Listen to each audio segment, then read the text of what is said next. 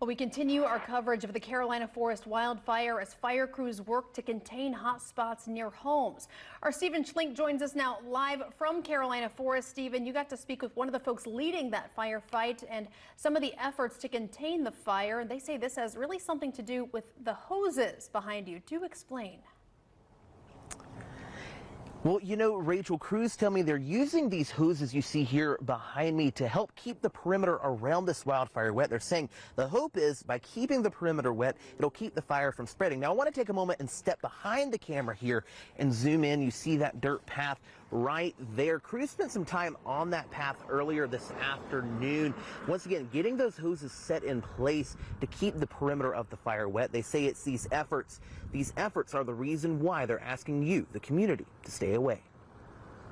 So we're just asking people to really stay out of this area for their own safety and for the safety of the firefighters as they're back there trying to do their job. A plea for the public's help as crews see day 18 come and go as they continue to fight a wildfire near Carolina Forest. We learned on Wednesday morning that this fire is 80% contained, but Patrick Mahoney, a spokesperson with the Florida Forest Service Incident Management Team, says it's still a dangerous situation.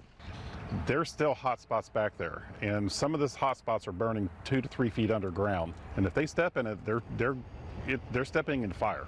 This map shows the areas the fire is contained in. You can see those areas of red are areas that the fire is not contained, and many of those areas back up to homes. Mahoney tells me a big reason why is those tree lines are hard to get to. And that's the problem we've been having. That's why we've been setting up sprinkler systems.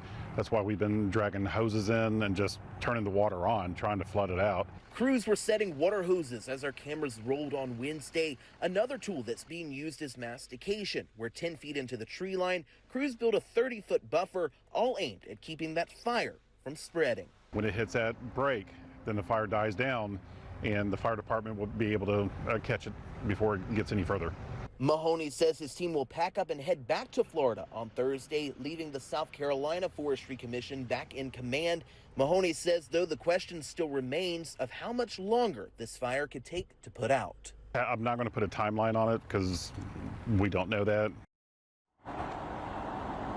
Now, I'm told that Mahoney and his team do have a plan in place for when the South Carolina Forestry Commission takes over of command tomorrow.